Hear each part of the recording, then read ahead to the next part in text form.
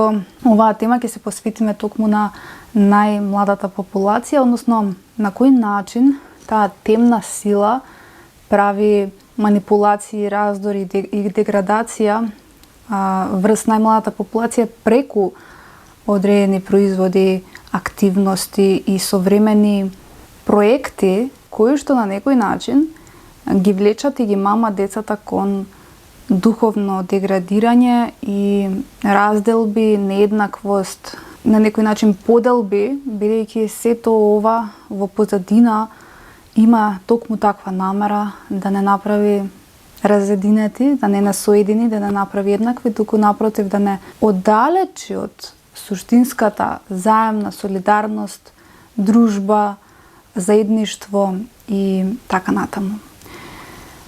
Пред да навлеземе во целата тема и идеја за ова видео, би сакала прво да прикажам, јас тука ви нацртав еден сликовит приказ, иако и претходно го имам ова објаснувано, сакам да се потсетиме малку, затоа што во реалноста во која што живееме, иако ние сме материјални физички битија, се случува на духовно ниво.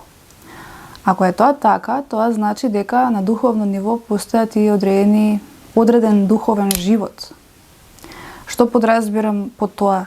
Подразбирам дека ако постои нешто што е светло, што е позитивна енергија, што е чистота, љубов, што има духовни ангели, духовни светители, како што кога ќе отидеме во црква, нели на сите ѕидови се испишани и нацртани, и тоа е една светла енергија која што не полни, која што не дава сила, на ист начин во духовниот свет постои темна сила, која што и како постои и не ја знаеме затоа што нели за сега барем нема такви црни цркви како во еден сликовита метафора која што нас ќе не доближи до тие темни ентитети, значи ние не ги гледаме и не ги приметуваме затоа што можеби едноставно никој во текот на овие 2000 години не ги преточил на тој начин.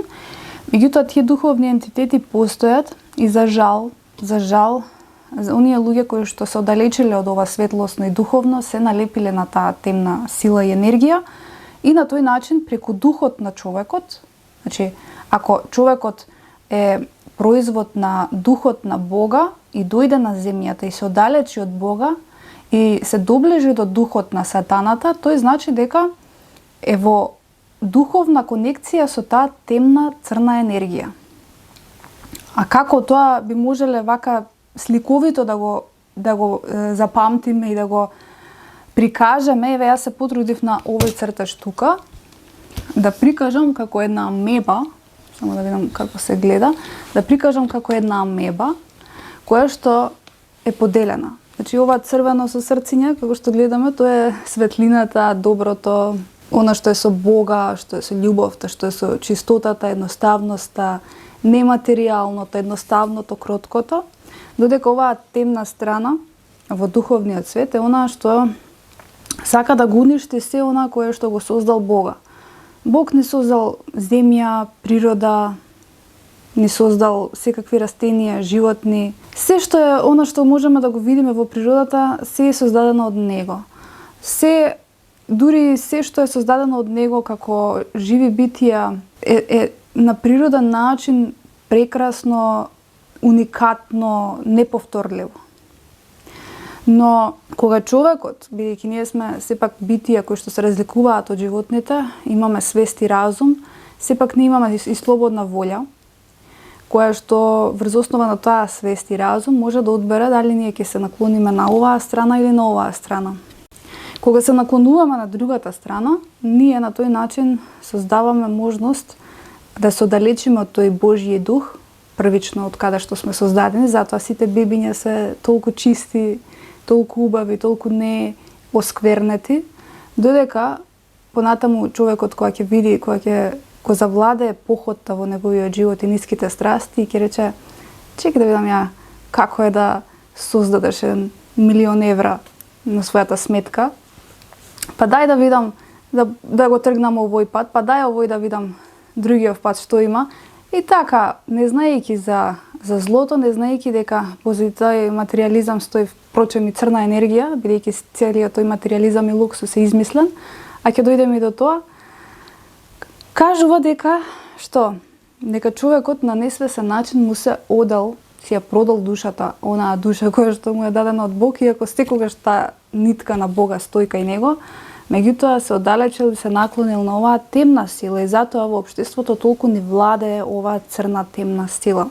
Затоа што луѓето наместо да се налепат на овој, како што ги набројав сега тие квалитети, одат на спротивниот начин и се вовлекуваат во тој нормализиран модерен начин на живење кој што впрочем е производ на самата сатана, односно злото, затоа што злото сака, идејата на злото е да создаде концепт во општеството кој што ќе се базира на врз или неморал, или корупција, значи само алчности за себе, или пари материјално што повеќе, значи да се живее живот заради вредности на материјализам, а не заради духовност.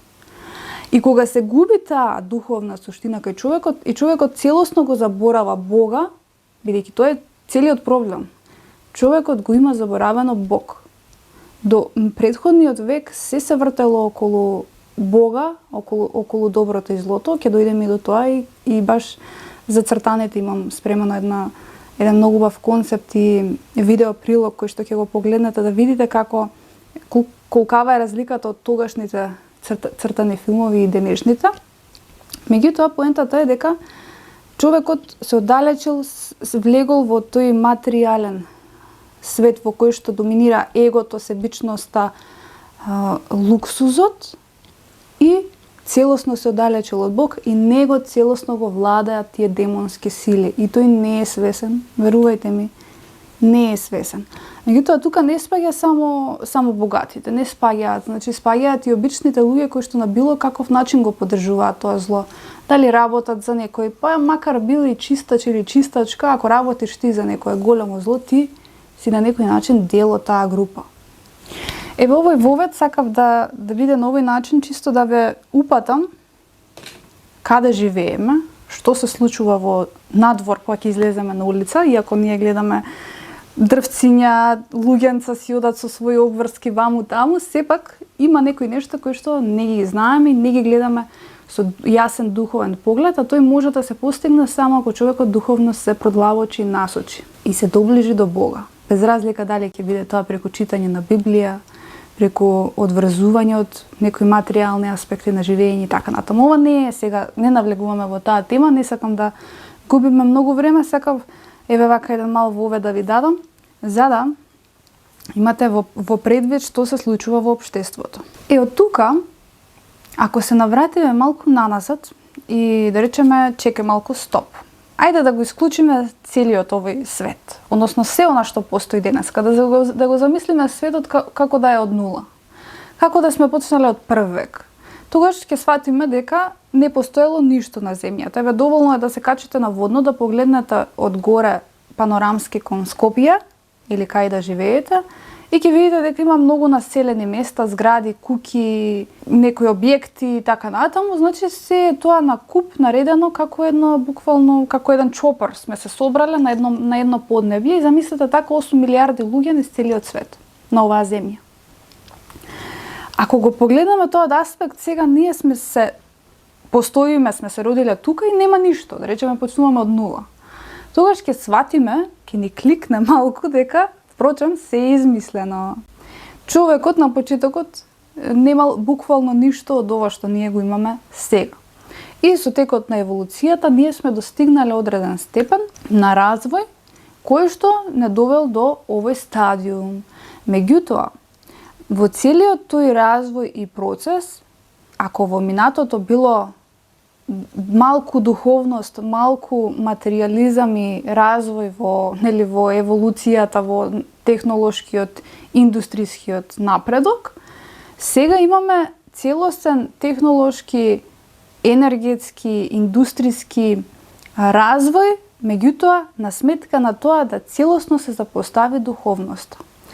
Ако го сватиме на овој начин, овој момент, ќе видиме дека во општеството се е измислено, каде што живее сега, и на тој начин ќе дојдеме до увид дека ние живееме некои заблудени, измислени животи кои што впрочем не оддалечуваат од среќата, мирот, благосостојбата, затоа што овој живот неизбежно, ако се вклучиш во него, те води исклучително да бидеш и да му служиш на сатаната. Затоа што се е направено заради пари, заради некаква лична моќ, лична потреба, личен интерес, и се прави заради пари, и токму заради тоа, без разлика дали е од државен аспект, од приватен аспект, од било кој момент да гледаме, значи се прави на ниво на да се заработи пари и да се даде нешто површно кое што впрочем нема човекот да го вознесе или напредува на некој подуховен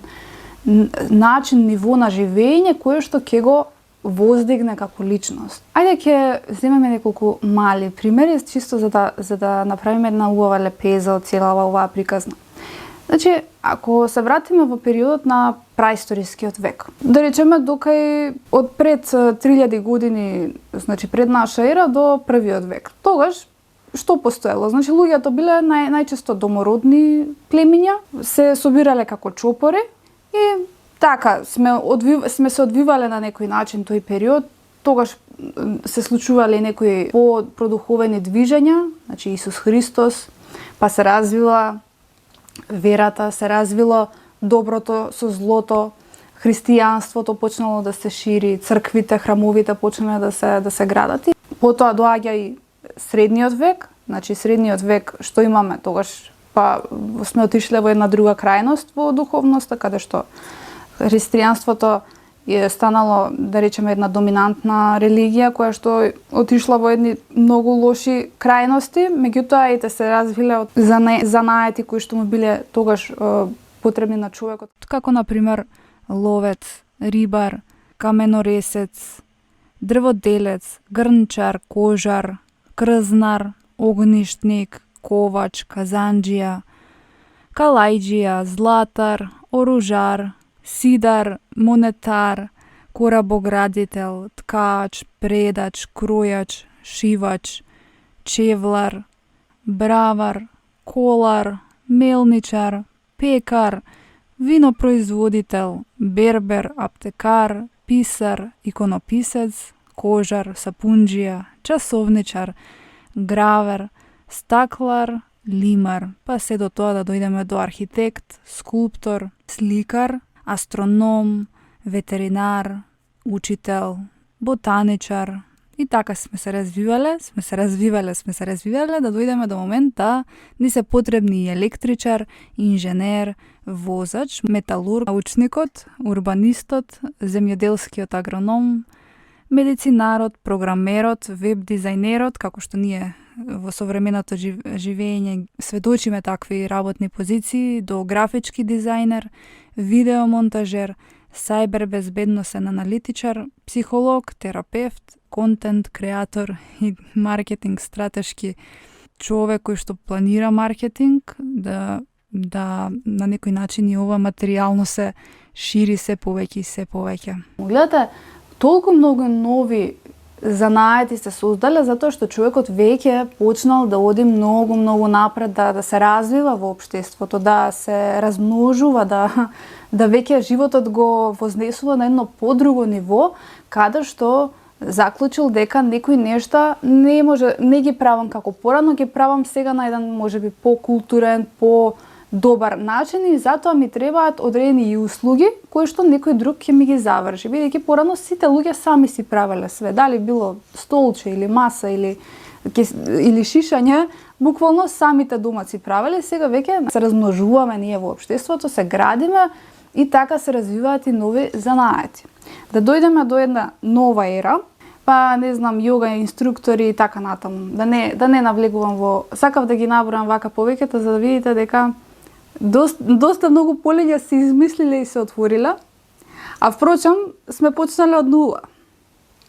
А тоа што ни кажува? Тоа ни кажува дека некои нешта едноставно малку се претерале и се отишло во една друга крајност од аспект на предавање преголеми услуги и дејности, И да речеме се развило општеството до степен за секоја буквално точка и запрека да отвориме дејност. Затоа е многу важно да внимаваме со кого се дружиме во денешното време, бидејќи луѓето навистина се поделија. И треба да се поделиме, затоа што ако се дружиме со такви луѓе, не ни се пишува добро. Затоа што ако влеземе во духовна енергија и контакт со тие луѓе на, да речеме, подлабоко интимно ниво, навистина може да се изгориме.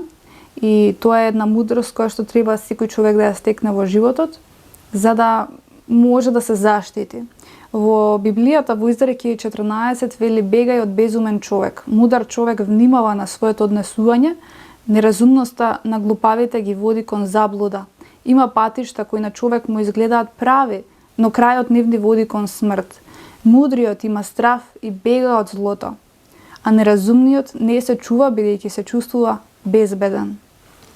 Од тука ќе сватиме дека важно е да внимаваме што правиме со нашата душа и кон што чекориме, бидејќи токму ваквиот избор на вакви активности, како што ги спомнав родендените, се идеална можност да ние влеземе во тоа зло, во заблуда дека тоа е нормално и модернизирано, а при тоа ние да се целосно изгубиме себе си во таа игра и на некој начин да си го уништиме животот и реално животот на сите членови во семејството.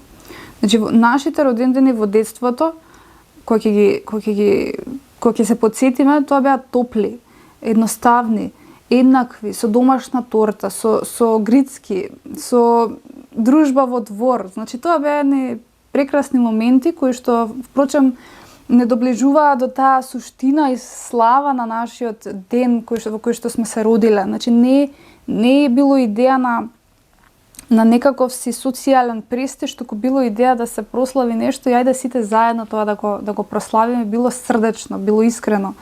Значи, за разлика од денешните родендени во кои што целата таа идеја е само да се направам јас нешто пред другиот и на некој начин детето да го научам на ниско квалитетни животни вредности, кои што впрочем утре и самото ќе ги бира и на тој начин природно ќе се оддалечи од Бога. Имаше една девојка на TikTok, баш гледав и цела свадбата нејзина целосно си ја декорирала сама.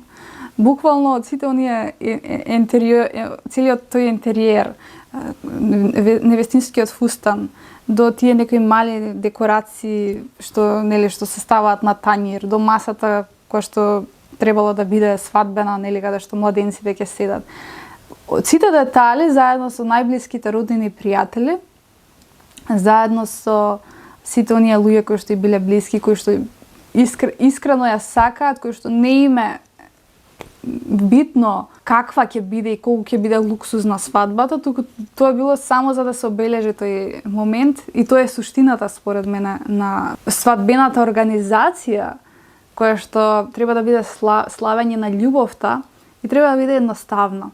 И девојката целосно сама си ја направила, си нарачала, не знам, онлайн, можеби од некои продавници, тие некои детали кои што се ставаат на како украси, дизајнирала само отпечатени оние Mr. and Mrs. со презимето. Че се сама направила и буквално беше прекрасно. А денеска тие слави се плаќаат со илјадници евра, само за да направам ја некоја си совршенство во очите на другите, само си ги давам парите и само го поддржувам се повеќе злото да доминира и екзистира во ова чопор племе кој што сме го создале самите. Мислам, реално абсурдно е сето тоа што го живееме како вредност. Еве, од самите родендени, од свадбите, од било која прослава, тука не би ги спомнала оние што се настани од фирми, некои, поготово пред новогодишните, кога ќе видам прослави во ресторани, каде што сега, поготово со цениве, каде што се е тоа измислено, пренатрупано и изгниено, да можеш сите пари од джебот да си ги дадеш за едно мевце. Мислам, наистина, гледате, измислените дејности, измислената современа трговија е абсурдна. Ама човекот несвесно влегува во неа, игра во неа, си ги дава парите, а при тоа работиш за некој материјалист, не знам, за некој ти дава некоја ситна паричка, те залажува, па ајде сега ние колективно ќе славиме, што ќе славиме? Мислам, што ќе славиме? Што да славиме? Реално, животот во општеството стана претежок, пренапорен. Се изгуби целата суштина на животот. Не знам вие дали чувствувате, ама реално енергијата се осеќа. Се осеќа тоа дека нештата не се како што беа во 2000-та година, во 2010-та, каде што се беше некако послободно, поедноставно, воздухот надвор беше друг. Се чувствуваше таа слобода, тој мир, некако се чувствуваше таа уникатност, игривост во самото движење надвор кога ќе излезеш. Сега кога ќе излезеш надвор, едноставно цревата ти се превртуваат. И што да славиме ние? Мислам, треба луѓето навистина да се разбудат. Да се разбудат од оваа илузија во која живеат, од овој престиж во кој што влегоа, кој што ги оддалечи целосно од Бога. И што правиме со тоа? Се доведуваме во она иста слава како што Мојсей кога беше на Светата гора, кога се врати со 10 Божји заповеди после 40 дена и кога виде дека впрочем луѓето кои што ги добија сите докази дека Бог постои, тие повторно си славеа златно теле. И што не асоцира тоа дека денешниот свет, сите овие прослави кои што се заради богатство, заради естета, заради материјализам, е истото златно теле кое што некогаш околу кое што некогаш игра луѓето кои што беа со Мојсей. Затоа што се оддалечи од едноставното, од Божјото, од духовното. Ако тогаш било златното теле, еве ви ги сега во материјална форма тие изобилства, тој материјализам, кој што човекот реално го слави, го прифаќа, го живее во неговиот живот како да е нормално. Денеска златното теле представува луксузот, изгледот, славата, брендовите и парите. Луѓето му пренесуваат време, значи му пренесуваат внимание, сопствени заработени пари, му го даваат духот, енергијата, му го даваат своето здравје за славење, што славење без нешто што нема никаква духовност и суштина, вредност во себе.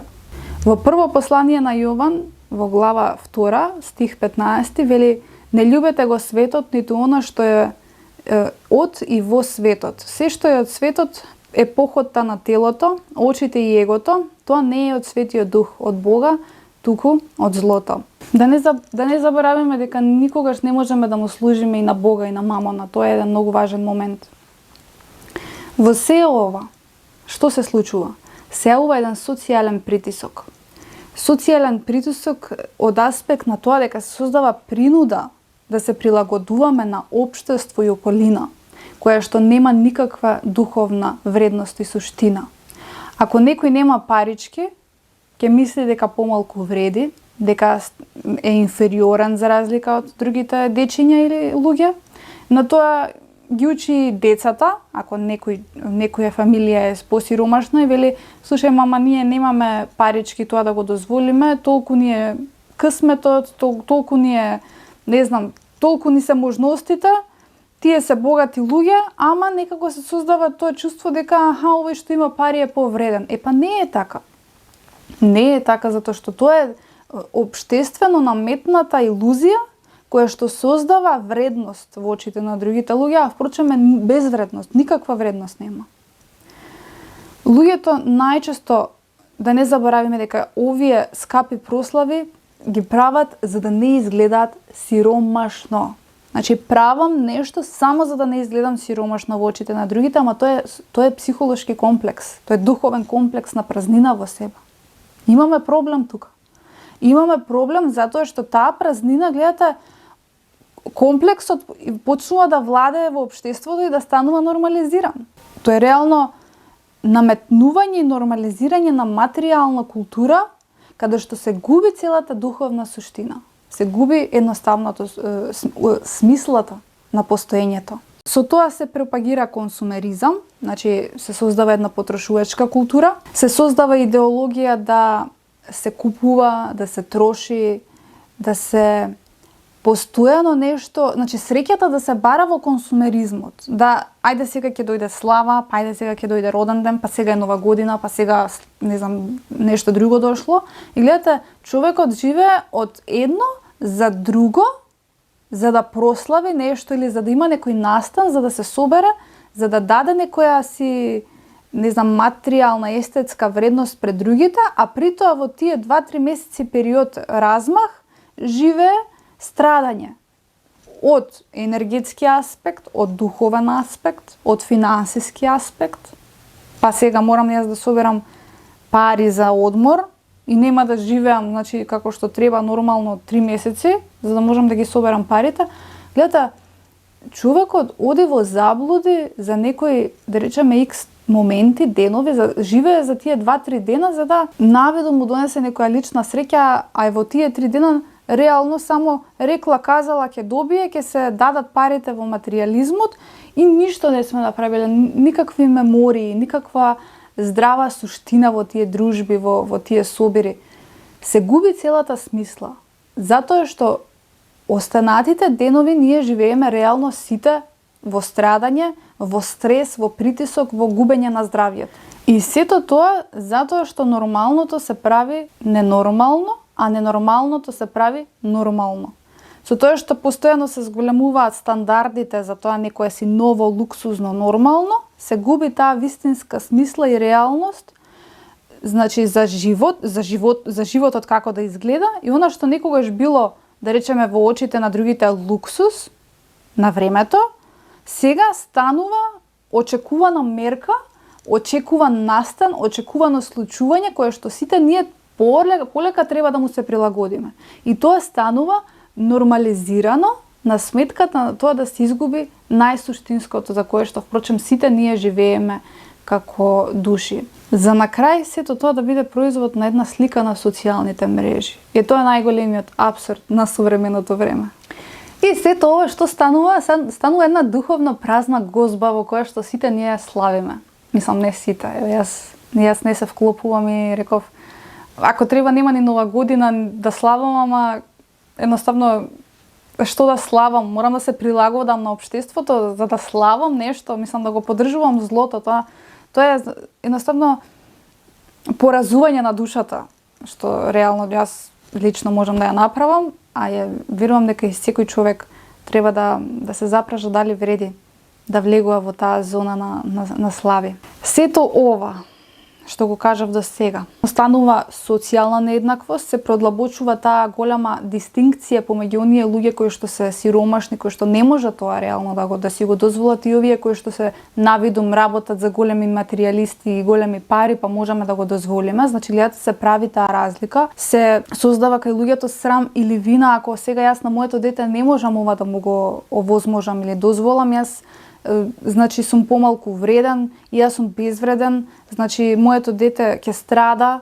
или јас не сум доволно добар родител затоа што не можам да му го овозможам. И гледате, се случува уништување на целата среќа во општеството. Се прави економска манипулација, тоа е еден сосема друг аспект. Со целата оваа приказна се инспирираат други луѓе.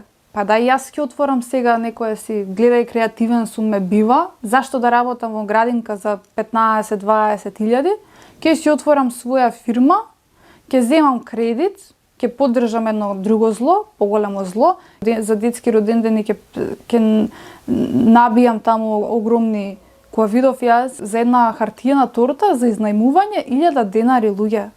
Мислам, навистина треба да си малку глупав да земеш мислам дома ќе ја направам на крај крајва за 200 денари. Реално треба да се биде разумен, треба да се биде малку самосвесен и мудар за овие нешта, да не се, ама луѓе паѓаат на ова. Тоа е најголемата апсурдност и жал во се ова. Луѓе паѓаат на овие нешта. Се залажуваат. Веруваат дека тоа е навистина. Ако не го направам, не сум кој што треба, не сум во Скопје. Во Библијата вели во Ефесјаните глава 2, вие кои бевте мртви поради вашите престапи и гревови, кои живеевте некогаш според телесните желби, извршувајќи ги похотите на телото и егото и по природа бевте како другите луѓе на гревот. Но Бог е богат со милост, поради големата љубов кон нас ќе не оживее преку духот. Значи, ние треба да се отргнеме од смртта и да отидеме кон животот, да се вратиме кон Бога, кон вистинските вредности. Се има казна, а казната е страдање. Без разлика од кој вид, дали да е несреќа, дали да е изгореници, дали е, не знам, собраќајка, болест, се е тоа казна од Бога. Затоа што со духот сме се наклониле на злото, сме го поддржале злото.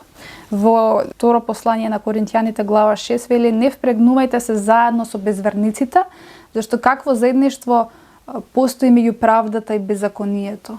Што заедничко има меѓу светлината и темнината? Или што има заедничко меѓу верник и безверник? Каква споредба има храмот Божји со идолите? Вие сте храм на живиот Бог, како што рекол Бог, ќе се вселам во нив и ќе одам меѓу нив, ќе им бидам Бог и тие ќе бидат мој народ. Затоа излезете од нивната средина и одделете се. Не допирајте се до нечисто и јас ќе ве примам, вели Господ. Гледате колку се е логично и она што го зборував и со почетокот на видеото. Оддели се од злото, од темното, дојди кај Бога. И целата сежа. Значи, дојди кај Бога, отргни се од ова. Дојди кај мене, дојди кај светлото, јас ќе ти помогнам, ќе ти дадам патокас, ќе ти дадам суштина, смисла каде да одиш, ама бегај од ова. Затоа што тука ќе дојде страдањето и безвредието на душата и смислата на животот. И се, верувајте ми, се во животот е поделба помеѓу доброто и злото. Тоа го учевме и во цртаните во минатиот век кој што излегува со Дизни, и тоа беше најголемата убавина, каде што преку цртаните уште од најмала возраст ја учевме таа поделба на доброто и злото, која што впрочем во денешните цртани ја нема. Но еве, ајде малце подлабоко ќе го погледнеме овој видео прилог да видите во самото поле на цртаните филмови во детскиот свет колку сето тоа се направи заради перење пари од другите луѓе. Значи, за да можам ја и преку играчки, да можам и преку цртани кои што ќе им направам после од тие цртани играчки, за да може децата да се мамат, за да можам јас да ги вовлечам во таа цела игра, да можам да им плачат дома на родителите, за да им купат играчки, со цела умисла јас да правам пари од најмалите. Затоа што ја знам психологијата на детскиот ум. Знам на што ќе плаче, знам на што ќе се намами, затоа што гледа од другите дечиња и така натаму. Гледате, самата суштина на одвојување од целата оваа игра ќе се вратиме ние на вистинскиот пат, а самото поддржување на тоа ќе однесе во друга крајност. Толку од мене, ве оставам да го погледнете целиот прилог во сега што следи и се гледаме на крај за кратко. Цртаните филмови, особено оние од 80-тите години, представуваат еден вид морална школа преку уметноста за дечињата. Тие биле создадени во време кога анимацијата имала душа, а секоја сцена била испишана со порака и еден вид човечност. Особено во оние цртани филмови каде што се зборуваше за доброто и злото. Носеле мешавина на наивност, но и мудрост, каде доброто и злото се бореле на символичен начин. Класичната приказна со јасно дефинирани добри и зли ликови е основа на повеќето анимации во тоа време. Ликовите имале јасна улога. Не за да не уплашат, туку за да не научат. Музиката пак ја водела емоцијата кон тоа секоја сцена да има смисла, секој миг поука и некако да се воодушевуваме и совчувствуваме со ликовите и сцените во тој филм, цртан филм. За разлика од денешните цртани, во минатото тие се правеле многу поприсутно, повложено, поавтентично. Секој кадар се создавал рачно, еден по еден, со вистински цртеж на хартија.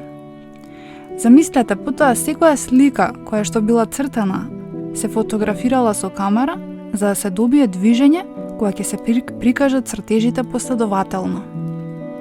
За еден цртан филм често биле потребни десетици илјади цртежи, секој со минимална промена во движењето. Тоа биле тимови од уметници со недели, со месеци, па дури и години внимателно цртајќи ги, сенчејќи ги и бојадисувајќи го секој лик и позадина рачно со четки и бои.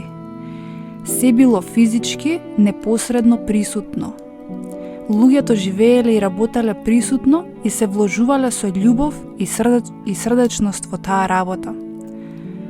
Токму затоа старите Дизни цртани изгледаат толку живописни. Во секој кадар има човечки потек, енергија, внимание, кои денес се заменети со дигитална автоматизација, за жал. Уметноста не била резултат на алгоритам, туку на човечка душа и време посветено на секој детал. Современите цртани се почесто ја губат таа морална димензија. Наместо приказни со срце, со добрина, со кроткост, со едноставност, со поука, гледаме сарказам, иронија и насилство, што се представува како хумор. Гледате, злото веќе не се прикажува за да се надмине и да се научи каде може да се најде, туку за да се исмеат неговите последици. Така детето тешко разликува што е сериозно, а што само шега. Насилството станува нормално, а добрината наивна. Тоа психолошко влијание е длабоко. Детето не се учи на духовна суштина и длабочина. Бидејќи дете што расте во свет на цинизам и извртување на вредностите, почнува да ја губи емпатијата. Се помалку чувствува болка кога некој страда и се повеќе се идентификува со силата наместо со љубовта. И тоа не се случува свесно, туку нативко, во духовно, подсвесно ниво, длабоко, дури и преку боите, музиката и тонот на говорот во самите ликови во цртаните филмови. Бидејќи детето се врзува со ликот, прави проекција, почнува да се идентификува со тој анимиран лик. Желба за поседување, сеува тој консумеризам кој што го гледа кај мама и тато и тој посакува да го има она што го гледа од телевизија. Циклус на зависност, се создава секој нов филм или серија да создава нова генерација на играчки, нови потреби, нови илузии кај децата. Детето на тој начин што учи? Учи дека среќата се купува со пари. Неговото мозоче почнува да го поврзува емоционалното задоволство со предметот, а не со искуството. Се создава идентитет преку брендирани символи, као наводно јас сум вреден ако имам. Родителите стануваа соучесници во системот, купувајќи за да не се чувствува детето инфериорно, што значи, како што кажавме до сега, некако се прецизира и се оди во тој аспект да се поддржува тој консумеризам и да се шири злото дури и на овој начин преку најмалите деца. Бидејќи ова е исклучително една игра и мрежа на злото кое што сака се повеќе човекот да го однесе кон работ на екзистенцијата, да ја изгуби суштинската смисла и вредност на живење. Да не заборавиме дека цртаните филмови се моќен психолошки инструмент. Тие може да воспитуваат, но и да разградуваат, затоа што ако се водени од ниски профитирачки и слични цели, се дел од доменот и мрежата на злото кое сака да го уништи духот, едноставната среќа и спокојството кај човекот, поготово кај најмладите. Сето ова создава и социјални последици. Детето се навикнува кон материјалност, учи дека вреди онолку колку што има, се чувствува срам и исклученост, односно децата кои не може да си ги дозволат овие луксузни играчки или цртани филмови или некои модни ТВ серии кои што се купуваат преку програми, се чувствуваат дека се помалку вредни само затоа што дома ги немаат. Се прави култура на споредба и на гордост и сеува егото, кое што впрочем ги дели и самите дечиња уште од најмала возраст. Затоа, вниманието треба да биде кај секој родител при изборот и на цртани, но и за тоа децата со кого се дружат, бидејќи воспитанието е и дома, и на улица. Сето ова треба да не освести, да бидеме малку посвесни за духовното постоење помеѓу доброто и злото и да го одбереме вистинскиот пат, односно патот на светлината. Ето, се надевам дека од ова видео научивте многу важни нешта. се освестивте и верувам дека доколку сте родител нема да влезете во таа детска игра на шарен свет и изобилен свет кој што екзистира во модерното време, бидејќи тоа е масло на сатаната. Доволно еден ефтин роден ден со вистинските пријатели, макар биле и 5 дечиња, отколку изобилен роден ден со целосно луксузен, совршен естетски изглед, а при тоа внатре да нема ништо, само буквално да владае сатаната на тој роден ден и да не го славиме реално нашето постоење. Нека овие мудри, речеме, се надевам, мудри зборови и содржина допре до вас практично, не само вака теоретски, бидејќи теоретски е најлесно да ги прочитаме и видиме и ослушнеме нештата, додека во практично е најтешко да го изиграме тоа, но јас ве мотивирам и ве поттикнувам, да тргнете по тој пат. Јас ви благодарам, а ние се гледаме во следното видео.